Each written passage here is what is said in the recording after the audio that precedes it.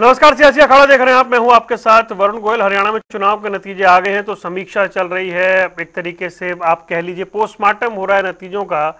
आम आदमी पार्टी ने हरियाणा में अकेले चुनाव लड़ा है, कुछ सीटों पर उसने जो वोट हासिल किए उसके बाद ये चर्चा शुरू हो गई है कि अगर कांग्रेस गठबंधन कर लेती तो क्या कांग्रेस की ये स्थिति न होती।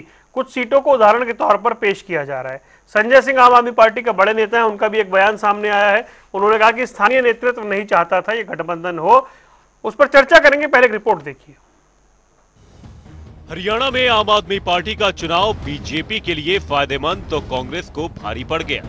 कारण कई सीटें ऐसी हैं जहां कांग्रेस प्रत्याशी बीजेपी के सामने चंद वोटों से हार गए। वहीं इन सीटों पर आम आदमी पार्टी ने उस मार्जिन से अधिक वोट बटोरे। वहीं आम आदमी पार्टी नेता संजय सिंह ने गठबंधन न हो पाने के लिए कांग्रेस की राज्य इकाई पर ठीकरा फोड़ा। संजय सिंह ने कहा कि कांग्रेस का राष्ट्रीय नेतृत्व चाहता था कि गठबंधन हो, लेकिन राज्य के नेताओं ने नहीं होने दिया। अब कांग्रेस को इसकी समीक्षा करनी चाहिए। मैंने भी इस बात को कहा कि अगर 17 बागी उम्मीदवार खड़े होके कांग्रेस पार्टी को हराएंगे तो कांग्रेस कैसे जीतेगी। 17 ऐसे स्थानों पर जहां पर कांग्रेस के बागी उम्मीदवार खड़े हुए, वो सीटें कांग्रेस पार्टी हार गई। गठबंधन के सवाल पर कांग्रेस के केंद्रीय नेतृत्व की मंजूरी के बावजूद राज्य के जो कांग्रेस पार्टी के नेता थे, मैं किसी का नाम नहीं लूंगा, उन लोगों ने गठबंधन नहीं होने दिया। क्या गठबंधन ना हो पाने से कांग्रेस को ठीक ठाक नुकसान हुआ है? इसके कई उदाहरण भी हैं। डबवाली में कांग्रेस उम्मीदवार 610 के मामूली अंतर से चुनाव हार गया और आम आदमी पार्टी को 6600 से ज्यादा वोट मिले। इसी तरह असंध में कांग्रेस भाजपा के हाथों 2306 वोटों से हारी। इस निर्वाचन क्षेत्र में आम आदमी पार्टी को 4290 वोट मिले। उचाना कलां में भी रोमांचक मुकाबला देखने को मिला। भाजपा ने कांग्रेस के बृजेंद्र सिंह को 32 वोटों से हराया। यहां आम आदमी पार्टी को करीब 2500 वोट मिले। रानिया में इनेलो के अर्जुन चौटाला ने कांग्रेस को 4191 वोटों से हराया। इस सीट पर आम आदमी पार्टी के हरपिंदर सिंह को करीब 4700 वोट मिले। आम आदमी पार्टी ने इस विधानसभा चुनाव में लगभग 1.8% वोट शेयर दर्ज किया। आम आदमी पार्टी के साथ गठबंधन करने से इंडिया ब्लॉक के वोट शेयर और हरियाणा में कांग्रेस की संभावनाओं में इजाफा होता या नहीं, ये एक बहस का विषय हो सकता है, लेकिन कांग्रेस की रणनीति पर सवाल जरूर उठ रहे हैं। और कई खास मेहमानों के साथ जुड़ गए डॉक्टर पंकज बेनीवाल, प्रवक्ता भारतीय जनता पार्टी, राकेश भड़ाना आम आदमी पार्टी का पक्ष रखे हैं, कमल हांडा कांग्रेस से और अनु सूरा इंडियन नेशनल लोकदल से। आप सभी का स्वागत है। शुरुआत राकेश भड़ाना में आज आपसे करता हूं। अभी संजय सिंह को आपने सुना होगा, वो कह रहे हैं कि केंद्रीय नेतृत्व कांग्रेस का चाहता था, लेकिन कांग्रेस की हरियाणा इकाई ने ये गठबंधन नहीं होने दिया और कुछ सीटों पे वोट परसेंटेज बता रहा है कि आपने बेहतर किया, शायद गठबंधन होता तो कुछ और तस्वीर हो सकती थी। वरुण जी, सबसे पहले मैं ये कहना चाहता हूं कि हम बार बार ये मैं हर डिबेट में कहता था कि भूपेंद्र सिंह हुड्डा की और बीच भारतीय जनता पार्टी की साठगांठ है। जब इनके राष्ट्रीय जो नेता है राहुल गांधी जी, वो इस बात को कह रहे थे कि हरियाणा में गठबंधन होना चाहिए, जब एआईसीसी की मीटिंग हुई तो उन्होंने खुद ने बात बोली, परंतु कांग्रेस के भूपेंद्र सिंह हुड्डा के और उदयभान के अड़ियल रवैये से ये गठबंधन नहीं हुआ, जिसका खामियाजा आज पूरा जो इंडिया गठबंधन है वो भुगत रहा है। देखिए, अगर हमसे इनका गठबंधन होता तो 6 सीटें ऐसी हैं जहां पे मात्र थोड़ी वोटों से कांग्रेस हार गई, और अगर हम इंडिया गठबंधन होता तो वो जीत भी जाती। असंध में 2306 वोटों से वो हार गई और आम आदमी पार्टी 4290 वोट ले गई। डबवाली में 610 के हार गई। हमारी स्क्रीन पे चल रहा है जो सीट आप बता रहे हैं, वो हमारी सीट पे चल रहा है आंकड़ा। हाँ, तो जो चल रहा है, तो इसलिए मैं तो ये कहना चाहता हूं कि भूपेंद्र सिंह हुड्डा और भारतीय जनता पार्टी की साठगांठ के कारण आज हरियाणा में कांग्रेस की और आम आदमी पार्टी की सरकार नहीं बनी। इसका जो भूपेंद्र सिंह हुड्डा है वो ये बार बार ये कहते थे कि आम आदमी पार्टी के पास कुछ है नहीं। मैं एक बात और अरुण जी बताना चाहता हूं कि 2029 में जब कांग्रेस अकेली चुनाव लड़ रही थी लोकसभा का, तो लोग 10 की 10 लोकसभा चुनाव वो हार गए थे और कई सीटें ऐसी थी जिन पे इनका जमानत जब्त हो गई थी। और अब इस बार हमसे गठबंधन करने के बाद 5 लोकसभा ये जीत गए, वो भी हमारी मेहरबानी से, ना कि इनकी अपनी कोई संगठन इनके पास था नहीं कुछ भी। और भूपेंद्र सिंह हुड्डा के नाम पे वोट मांग रहे थे। अगर भूपेंद्र सिंह हुड्डा अगर इतने बड़े नेता होते, तो मैं एक बात और कहना चाहता हूं कि भूपेंद्र सिंह हुड्डा के नेतृत्व में जब हरियाणा में सरकार चुनाव लड़े, चाहे वो 2019 की बात हो चाहे 2014 की बात हो, 2009 में 40 सीटें आई, 2014 में 15 सीटें आई और 2029 में 31 सीटें आई और 2024 में 37 सीटें आई।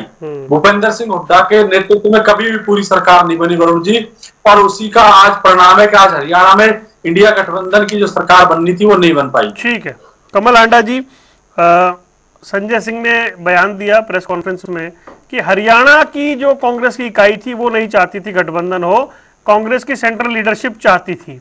अभी आप सुन रहे थे आम आदमी पार्टी के प्रवक्ता राकेश भड़ाना क्या कह रहे हैं कि अगर गठबंधन होता तो तस्वीर कुछ और होती। ये जो कह रहे हैं पार्टी के प्रवक्ता राकेश भड़ाना कि हमारी वजह से 5 सीटें जीती, भाई फिर आप अपनी सीट क्यों हार गए? पहले तो आप मुझे इस बात का जवाब दीजिए। और आप एक बात का और जवाब दीजिए कि आपने ये तो बात कर दी कि गठबंधन नहीं हुआ, लेकिन आपने आंकड़ों की बात किसी ने नहीं की, जो मैं देख रही हूँ कि कहीं भी किसी भी चैनल पर नहीं चला, ना कोई प्रवक्ता बोल रहा है कि जो आंकड़ों में इलेक्शन चुनाव आयोग क्या या चुनाव आयोग जिसे चुना लगाया वो जवाब नहीं दे रहा है, उसको बड़े पत्र लिखे जा रहे हैं, बहुत सारी शिकायतें जा रही है, मगर उसने तो मुंह में जीएसटी वाला दही जमा रखा है, राजीव कुमार तो भी जवाब दे नहीं रहा। आपको मालूम नहीं है क्या? आम आदमी पार्टी के प्रवक्ता से पूछना चाहती हूँ मैं कि जो वोट प्रतिशत 61.19% था जब वोट खत्म हुआ, 5 तारीख को वोटिंग खत्म हुई, रात के 11 बजे वो 61.9 हो गई और 7 तारीख को जब इन्होंने सारी व्यवस्थाएं कर ली और नायब सिंह सैनी ने बोला 67.9% बढ़ गया, मतलब 6.9% वोट बढ़ा दिया गया। वो आपने नहीं देखा जो बेईमानियां हुई, यानी कि 15,000 वोट पर सीट पर इन्होंने घपला तो करना ही था, क्योंकि इन्होंने बाय हुक और क्रुक अपनी सरकार बनानी थी भाजपा ने, ये आपको भी पता है। और एक चीज और बताना चाहूंगी मैं एक चीज एक लिख कर रखी थी मैंने, भूल गई मैं।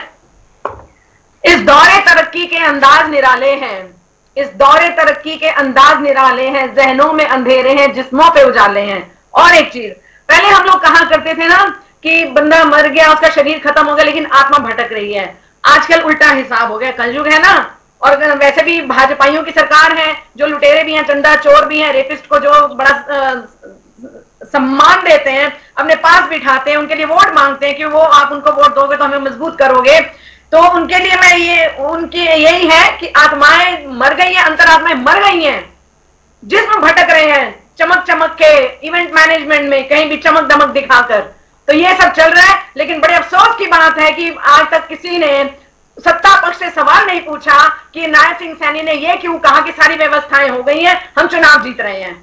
इस बात का मैं वरुण आपसे भी पूछूंगी, मैं आप में है हिम्मत, मैं आपको चुनौती देती हूँ, आप नायब सिंह सैनी से सवाल कीजिए। मैं बड़ा हैरान हूँ आपसे, आप रोज आती हैं, आप रोज एक विषय उठाती हैं, उनसे पूछा गया, उन्होंने कहा हमारे पास सरकार बनाने की व्यवस्था है। वो व्यवस्था का अर्थ ये भी हो सकता है कि अगर नंबर्स कम होंगे तो हम 2-3 इंडिपेंडेंट को अपनी तरफ ले आएंगे। आपका पर्सनल इंटरप्रिटेशन है मैडम, मैं कुछ नहीं कर सकता। आप कृपया ढींगरा जी से पूछा करिए कि मैं डिबेट में जाऊं या ना जाऊं इस टॉपिक पे।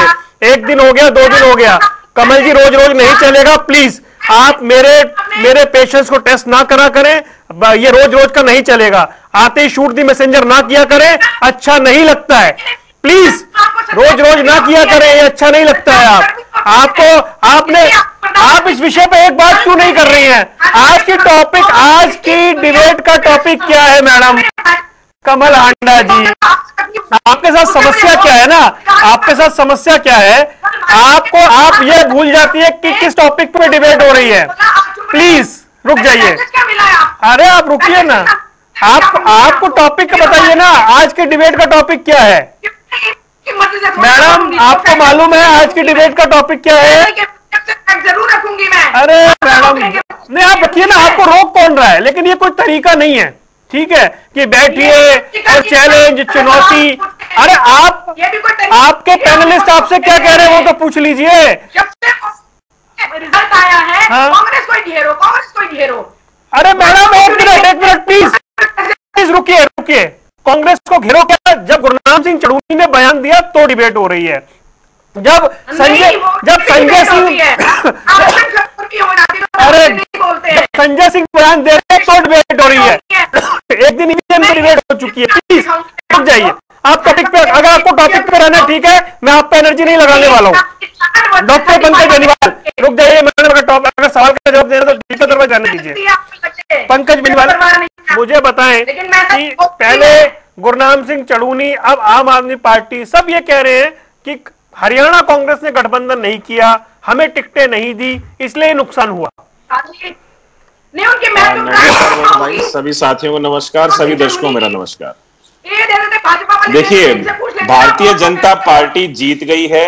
ये अब सभी विपक्षी दलों की सारी बौखलाहट है जो सबके मुख से आज व्याख्यान हो रही है। कभी गुरनाम सिंह चढ़ूनी जी कहते हैं कि कांग्रेस ने हमारे को टिकट नहीं दी। भाई, उनका जो व्याख्यान था उनसे पता चलता है कि वो कांग्रेस के द्वारा प्रायोजित एक किसान आंदोलन में वो काम कर रहे थे। उन्होंने हर्ष शिकारा का नाम लिया, उन्होंने दलाल का नाम लिया कि हमारे को टिकटें नहीं दी। तो ये जो जिस तरीके से तथाकथित किसान नेताओं ने कैसे हरियाणा का माहौल बिगाड़ने की आप ना कोशिश की, एक वो बार सभी के मीना जी सामने। को बोलिए कि मेरे को ऐसी डिबेट में नहीं जाना जहां पक्षपाती लोग बैठे हैं। प्लीज आप आके मुझसे लड़ना बंद कर दीजिए। मैं आप पे एनर्जी नहीं लगा सकता हूं। Madam please. अरे आप अपनी पार्टी के बाकी प्रवक्ताओं से मेरे बारे में राय ले लीजिए ना। आप क्यों नहीं लेती हैं राय? आप कुछ भी बोल देती हैं। आपको पता ही नहीं किस टॉपिक पे क्या बात रखनी होती है। मैं ये आपसे पूछ रहा हूं, संजय सिंह ने कहा कि हरियाणा कांग्रेस ने गठबंधन नहीं किया। कभी तो तरीके से तैयार हो गया करिए कि क्या मेरे को डिबेट में बोलना है। सारी डिबेट डिरेल करते हो आप डेली आकर के। आपको पता है मैडम, एक मिनट, आपको आज की डिबेट का टॉपिक मालूम है या नहीं मालूम है? मुझे सर मालूम है, आपको भी मालूम है तो जवाब दीजिए। एक मिनट तो जवाब दीजिए। संजय सिंह ने कहा कि हरियाणा कांग्रेस ने गठबंधन नहीं होने दिया। रहिए, पत्रकारिता में निष्पक्ष। अरे मैडम, आपसे नहीं चाहिए ना सर्टिफिकेट। प्लीज आप ना बांटा करें सर्टिफिकेट। आपको आइडिया ही नहीं है। आप झूठे फैक्ट रखती है, गलत जानकारी रखती है, गलत फैक्ट देने के बाद उसमें माफी नहीं मांगती है, पत्रकारों पर झूठे आक्षेप लगाती हैं। आप सारी गलत जानकारी अपनी डायरी में नोट करती है। मैडम, उसके लिए मैं जिम्मेदार थोड़ी हूँ। आप चिल्ला के गलत फैक्ट रखती है, उसके लिए मैं जिम्मेदार नहीं हूँ। हमें भी अपनी बातें रखनी है। प्लीज रुक जाइए। आप पहले खेद प्रकट कीजिए जो आपने गलत आंकड़े रखे थे चैनल पे, उसके लिए क्यों? अच्छा आप रखेंगे गलत आंकड़े? ठीक है, आप रखे फिर गलत आंकड़े, और उससे आपकी गंभीरता पता लगती है मैडम। उससे आप रुक जाइए। डॉक्टर पंकज बेनीवाल बोलेंगे। प्लीज पंकज बेनीवाल बोलिए। आज जो हमारा टॉपिक आपने लिया कि आम आदमी पार्टी के संजय सिंह, मेरे को ये नहीं समझ में आ रहा सबका ये कांग्रेस प्रेम क्यों उमड़ के आ रहा है बाज बाहर निकल के। ये आम आदमी पार्टी वही है ना जो 2012 में कहती थी भ्रष्टाचार में संलिप्त है सोनिया गांधी, भ्रष्टाचार में संलिप्त है राहुल गांधी, भ्रष्टाचार में संलिप्त है मनमोहन सिंह, भ्रष्टाचार में संलिप्त है पूरी कांग्रेस की कांग्रेस। और ये वही लोग हैं जिन्होंने उनके खिलाफ पार्टी का जन्म कराया, और आज उसी की गोदी में बैठने के लिए, उसके पीछे पीछे भागने के लिए कैसे ललायत हो रहे हैं। ये इनका कांग्रेस प्रेम समझ में ही नहीं आ रहा कि ये डबल स्टैंड के लोग कैसे हैं। कभी कहते हैं ये लोग भ्रष्टाचारी हैं, कभी कहते हैं ये लोग बहुत सही है, हमारा इनसे गठबंधन होना चाहिए था। आज अरे रुकिए कमल आंडा जी, आपका जिक्र ही नहीं कर रहा कोई। और अब जो 5 तारीख का जो पेपर था वो हरियाणा की जनता ने पेपर लिख के दे दिया और भारतीय जनता पार्टी के पक्ष में नंबर दे दिए। अब इनको परेशानी यह है कि उन नंबरों में जोड़ तोड़ कैसे किया जाए, ग्रेस मार्क कैसे लें। ये ग्रेस मार्क का झगड़ा चल रहा है, लेकिन हरियाणा की जनता ने ग्रेस मार्क का सिस्टम नहीं कर रखा। हरियाणा की जनता ने स्पष्ट बहुमत दिया भारतीय जनता पार्टी को, और 48 सीटों के साथ हरियाणा की जनता ने भारतीय जनता पार्टी की सरकार बनाई।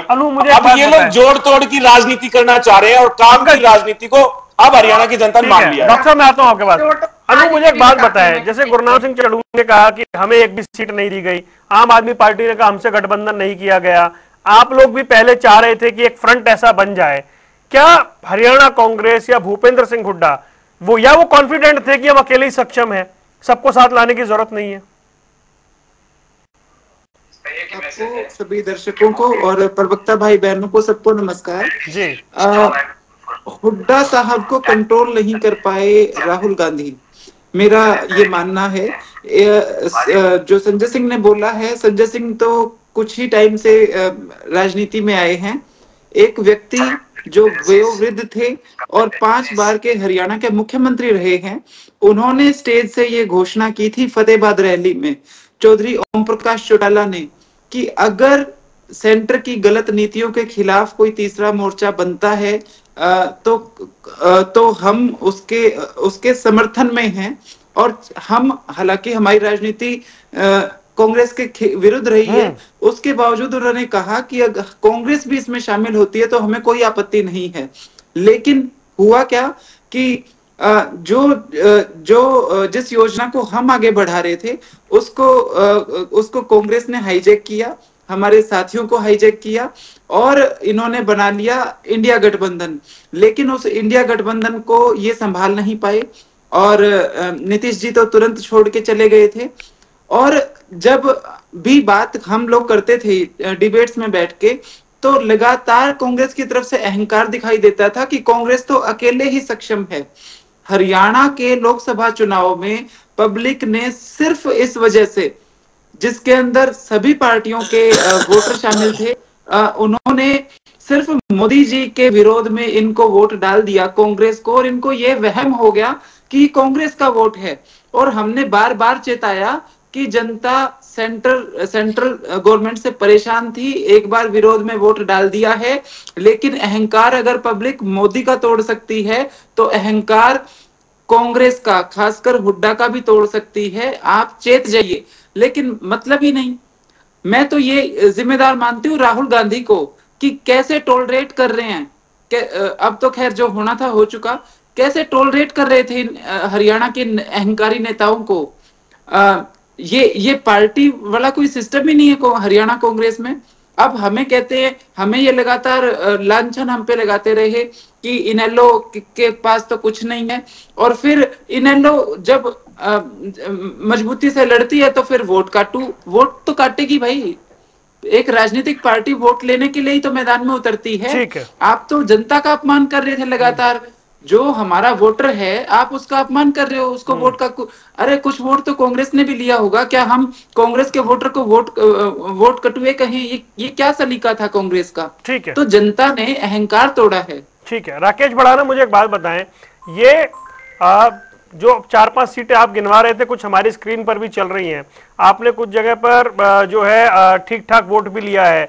और वरुण जी, मैं एक गुरनाम जी के लिए स्पेशली कहना चाहूंगी, चाहे गुरनाम चढ़ूनी जी हो या हरियाणा के जितने भी किसान नेता हों, सब लोग चाहते थे कि एक इज्जतदार भागीदारी उनको मिले।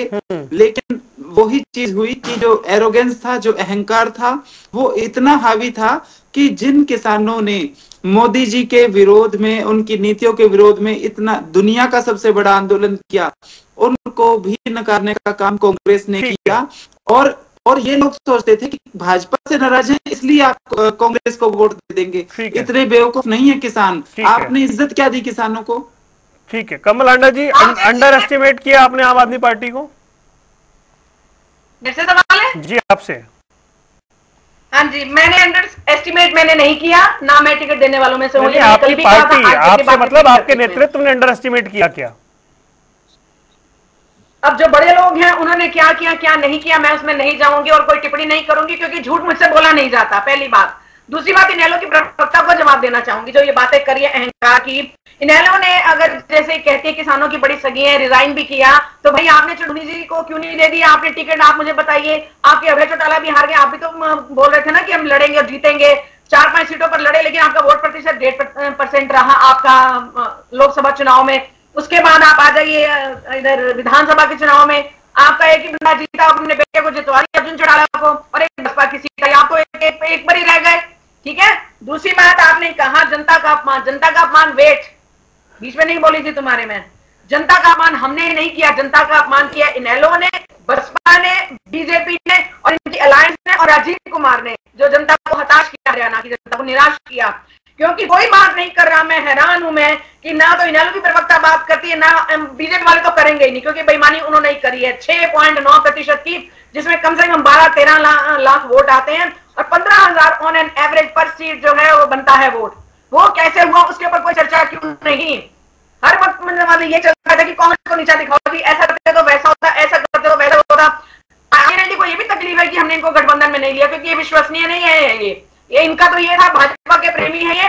2014 से हम पर ओपीएस की बात का इल्जाम लगाते हैं। जब एनपीएस जब लगी थी, भाजपा के साथ आप ही थे ना।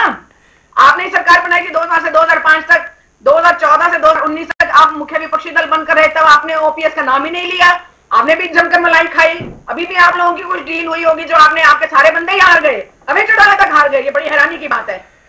घमंड किसको है? किसने थी ओपीएस याद है? इतना डाटा दे रही है, ये पता है ओपीएस किसने हटाई थी? याद है आपको ओपीएस किसने हटाई थी? कांग्रेस की सरकार ने ओपीएस हटाई थी, भूपेंद्र सिंह हुड्डा ने ओपीएस हटाई थी। याद है ये आंकड़े? या सिर्फ इनेलो पे बोलना है, या आईएनएलडी के बारे में बोलना है, या और कोई आंकड़े देने हैं? ये भी बताओ कि भूपेंद्र सिंह हुड्डा ने ओपीएस को हटाया था। ये बताना पड़ेगा आपको कि भूपेंद्र सिंह हुड्डा का कार्यकाल था, कांग्रेस का कार्यकाल था जब हमने ओपीएस को हटाया था। बताओ ना कमल आंडा जी, ये आंकड़े रखो, ये आंकड़े कांग्रेस ने गलती की तो कहते मैं टिप्पणी नहीं कर सकती हूँ। जब मैं इनसे पूछ रहा हूँ कि आपकी पार्टी ने आम आदमी पार्टी को अंडर एस्टिमेट किया, तो कह रही मैं उस पर टिप्पणी नहीं कर सकती हूँ। तो प्रवक्ता ही तो बताएगा ना। राकेश भड़ाना, क्या आपको अंडर एस्टिमेट किया कांग्रेस ने?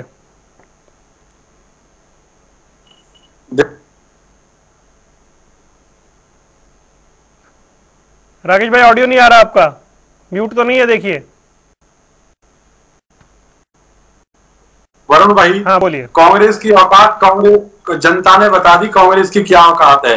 अगर हमारे साथ गठबंधन होता तो 101% हमारी सरकार बनती हरियाणा में, क्योंकि ना इनकी कोई नीति थी ना नियत थी। हमारे पास अरविंद केजरीवाल जी की 5 गारंटी है, जिनका लाभ ये लोकसभा में भी ले गए। हमारे कंधे पे बंदूक चला के 5 लोकसभा ही जीत गए। परंतु हरियाणा में इनका और कॉन्फिडेंस था कि हम हरियाणा में अकेले सरकार बना लेंगे।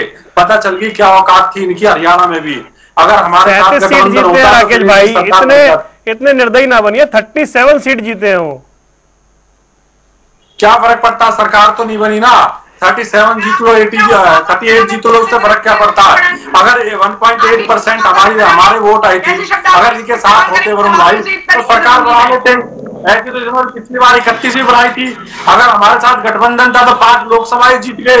इनके पास ना संगठन था। एक सीट आप क्यों हारे उसका तो बताइए। सारे हमारे कार्यकर्ता थे जिन्होंने आपको वोट दिए। चलिए राकेश भाई फ्रीज हो गए, लौटेंगे, मैं आऊंगा। जी अनु भाई, मैं पंकज के पास आता हूँ। जी अनु, एक इंटरवेंशन आपका। जी इन्होंने कहा कि चढ़ूनी जी को हमने तो नहीं पूछा, लेकिन आपने क्या किया। तो मैं बता दूं कि लोकसभा चुनाव में चढ़ूनी जी अभय सिंह जी का बिल्कुल साथ दे रहे थे। हमारा जो साथ देता है हम याद रखते हैं। लोकसभा चुनाव में चढ़ूनी जी बिल्कुल इनेलो के लिए समर्थन में उतरे थे। उसके बाद इन्होंने कहा, फैक्ट्स पे बोल रही हूँ मैं, इन्होंने कहा कि आईएनएलडी की 1 सीट और 1 सीट बसपा की है। तो आपकी जानकारी के लिए बता दूं कि दोनों सीटें इनेलो की हैं, डबवाड़ी और रानिया। उसके बाद इन्होंने कहा हमारा वोट शेयर भी अच्छा खासा बढ़ा है। उसके बाद मैं ये कहूंगी कि थोड़ी सी तो मर्यादा रखिए। ये टीवी पे बैठ के ये कह रही है कि ओल्ड पेंशन स्कीम इनेलो ने बंद करी थी। पूरी दुनिया जानती है कि ओल्ड पेंशन स्कीम हुड्डा की सरकार में बंद हुई थी। हुड्डा की सरकार में बंद हुई थी। वाजपेयी जी की सेंटर में सरकार थी, उन्होंने सेंटर से पेंशन बंद की थी और राज्यों पे छोड़ा था कि आपको अपने राज्य में पेंशन देनी है या नहीं देनी, वो राज्य सरकारें सोचें। और उस टाइम हुड्डा साहब की सरकार थी और इन्होंने बंद करी थी। जब तक इनेलो की सत्ता थी पेंशन मिली थी। ये कुछ भी बोल रही है, अरे कुछ तो लॉजिक हो बातों का। मैं बोल दो, मैं सुन लूंगी। मैं ठीक लो, मैं सुन लूंगी। ऐसा नहीं चलेगा ना। वरुण जी मैं चुप हो जाती हूँ, मेरे से बड़ी हैं आप। भाजपा प्रेमी हैं, आप भाजपा प्रेमी हैं, भाजपा का साथ देते, मान लीजिए ना। स्वीकारते क्यों नहीं आप? अब मैं बोलूं अनु बोलिए प्लीज, अनु प्लीज बोलिए। जी मैं ये बार बार ये कहते हैं कि हम भाजपा प्रेमी हैं। अरे भैया, हम तो विश्व प्रेमी हैं। हम तो आपसे भी प्यार कर लें, आपके लक्षण तो सुधारो। आपका अहंकार ही नहीं खत्म हो रहा। आप तो कह रहे हो कि हम अकेले ही सक्षम है, तो आपसे प्यार करेगा कौन? अपना गिरेबान झांकिए। हम तो विश्व प्रेमी लोग हैं। इन वाले तो भाजपा, कांग्रेस, चाहे कोई भी पार्टी हो, हमारा किससे बैर है? हम तो प्रेमी लोग हैं। चलिए पंकज के पास चल रहे हैं जल्दी से। पंकज बेनीवाल, आप बात तो करते हैं कि हम पंकज बेनीवाल, ये वन बाय वन दुकान के अंदर कई लोगों ने कहा कि कांग्रेस की रणनीति पर सवाल उठाया उन्होंने। जैसे अभी राकेश कह रहे थे लगभग 2% वोट शेयर उनका था, 5-7 सीटों में फर्क डाल सकते थे वो। गुरनाम सिंह चढ़ूनी कह रहे थे एक आधे किसान नेता को टिकट देते तो मैसेज ठीक चला जाता। गुरनाम सिंह चढ़ूनी को तो आई 1170 वोट है। वो कितना प्रभाव डाल सकते थे या कितना प्रभावशाली वो हरियाणा में थे, वो हरियाणा की जनता ने बता दिया है। राकेश बडाना जी की पार्टी आम आदमी पार्टी की 88 में से 87 सीटों पर जमानत जब्त हुई है। ये भी हरियाणा की जनता ने इनको आईना दिखा दिया। और इनको मैं बताऊं कि संजय सिंह को बोलिए हरियाणा में आए, हरियाणा की माटी के साथ खेले, हरियाणा के लोगों की आवाज सुने। हरियाणा के लोगों की आवाज क्या है, और फिर जाकर के दिल्ली में बैठ के कुछ बातें करें। दिल्ली में बैठ के राजनीति नहीं होगी। अभी संजय सिंह कुछ दिन के बाद भाषण देने वाले हैं, दिवाली के बाद। ये हरियाणा से धुआं आ गया दिल्ली के अंदर। ये पंजाब यूनिवर्सिटी में हम आपको हिस्सा नहीं देंगे, हम आपका SYL का पानी नहीं देंगे, हम जो बाढ़ का पानी आता है वो हरियाणा दे रहा है। ये सारे तमाम जो इन्होंने आरोप लगाए थे हरियाणा की जनता पर, हर एक हरियाणी पर, उसका नतीजा इनको ये है कि 88 में से 87 सीटों पर जमानत जब्त है। जिस तरीके की राजनीति ये लोग कर रहे हैं आज भी हरियाणा के साथ, हरियाणा की जनता इनको कभी भी मौका नहीं देगी जब तक ये ग्राउंड पे लेकर आकर के काम नहीं करेंगे, हरियाणा की जनता के मुद्दे नहीं उठाएंगे, हरियाणा की जनता से बातचीत नहीं करेंगे। ये सिर्फ एक ड्राइंग रूम में बैठ करके, एक मीडिया चैनल पे बैठ के अपना बयान देने में ये लोग ज्यादा व्यस्त रहते हैं, आम आदमी पार्टी के नेता जितने भी हैं, लेकिन ग्राउंड में आके काम करना इनको पसंद नहीं है। संजय सिंह कितनी बार हरियाणा आए, कितनी बार कितनी विधानसभा में लोगों से बातचीत की, उससे जाके समझ में आता है। साहब ऐसा था, और दूसरा प्रेस कॉन्फ्रेंस में उनसे सवाल पूछा गया था तो उन्होंने जवाब दिया था। हाँ, एक लाइन और वरुण जी, अब इनका इतना ही अगर प्यार उमड़ रहा है कांग्रेस के प्रति, चुनाव ना लड़ते भैया, अपनी 2% वोट, 1.8% वोट ट्रांसफर कर देते। हरियाणा की जनता को समझ में आ जाता, हरियाणा की जनता बता देती कि किस तरीके का चुनाव आज हरियाणा के अंदर हो रहा है, कि आम आदमी पार्टी कांग्रेस की बी टीम बन करके कैसे हरियाणा के अंदर घूम रही है। आप लोग चुनाव ना लड़ते। संजय सिंह को अगर इतना ही प्यार है, अरविंद केजरीवाल को बार बार कांग्रेस ने यार कि हाय सरकार नहीं बनी, हाय हम सरकार से बाहर रह गए, चुनाव ना लड़ते। हरियाणा की जनता मैंडेट दे चुकी है। मैंने पहले भी कहा, ग्रेस मार्क नहीं देती हरियाणा की जनता। हरियाणा की जनता ने 48 सीटें भारतीय जनता पार्टी को दी और 48 कमल खिलाए। अब हरियाणा की जनता कांग्रेस के साथ नहीं, भारतीय जनता पार्टी के साथ खुश है। और लगातार 2029 में उनको मौका नहीं मिलने वाला, जिस तरीके की राजनीति कांग्रेस कर रही है। राकेश भाई बोलिए, एक मिनट राकेश भाई बोलिए। कोई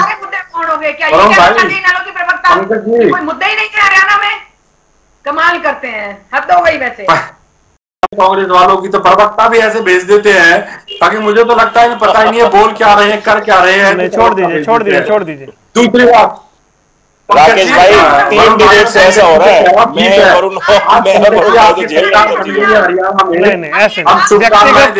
परंतु हरियाणा के लोग इस बात को जानते हैं कि वो सरकार आपकी भूपेंद्र सिंह हुड्डा ने बनवाई है। अगर आम आदमी पार्टी से गठबंधन होता तो निश्चित तौर पे हरियाणा में आम आदमी पार्टी की और कांग्रेस की सरकार बनती। प्रायोजित कार्यक्रम था वो, प्रायोजित कार्यक्रम था, लोकपाल का भी और काले धन का भी। और करण जी 2 दिन तो रुक जाओ, 2 दिन तो शपथ तो लेने दो। अभी अभी आपकी हार हुई, आप इतने बोले जाते हो, पता ही नहीं आपको क्या बोले जा रहे, पता है आपको? आप पागल हो गए क्या? बीजेपी आप क्या बोले जा रहे हो? अभी तो शपथ भी नहीं हुई है, शपथ तो लेने दो। अभी से इतनी बौखलाहट, ये कर दिया वो कर दिया बीजेपी ने। आपके इतने अच्छे कर्म होते तो आप ही सरकार बना लेते। आपने इतने अच्छे कार्य किए होते 10 सालों में, लूट खटोट आपकी सरकार में हुई।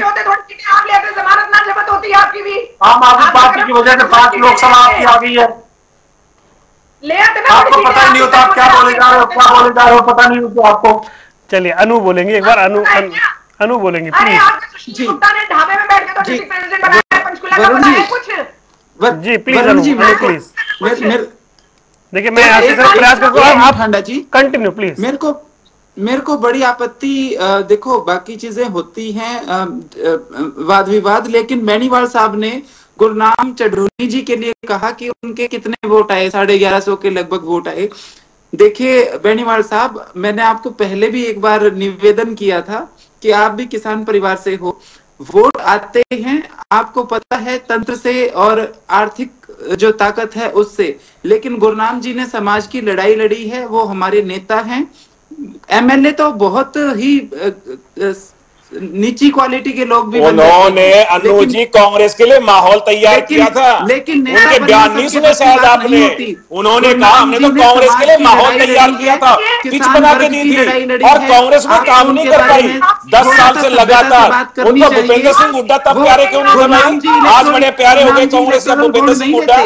तो इससे स्पष्ट नजर आता है कि वो लोग कांग्रेस के प्रायोजित थे या कांग्रेस से फंडिंग लेते। आप उनको इतना न बड़ा बनाने की कोशिश ना करें, उनके शब्द खुद है, उन्होंने खुद माना है, उन्होंने इकबारे जुर्म खुद कबूल किया है कि ये हमसे जुर्म हुआ है। उन्होंने तो हरियाणा के किसानों को कोरोना काल में ठंड के अंदर रोडों पर नंगा सोने को मजबूर किया है और उनके कमरों में एसी होते थे, हीटर होते थे और हमारा किसान रोडों पर गिरा रहता था। तो उनके लिए इतना प्यार भाव ना दिखाया, उन्होंने खुद अपने जुर्मों को कबूल किया है। ये विपक्ष इकट्ठा नहीं हुआ। बेनीवाल साहब शुक्र मनाइए कि कांग्रेस की अकड़ की वजह से विपक्ष इकट्ठा नहीं हुआ, वरना ठंड में तो भाजपा वालों को सुलाते हम।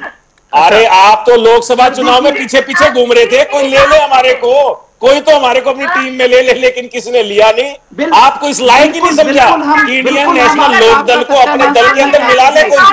और कमल आंडा जी ने भी कहा कि आपका तो इतना सिस्टम ही नहीं था कि आप लोगों के कर्म अच्छे नहीं थे कि आप लोगों को वो इंडिया गठबंधन में लेते।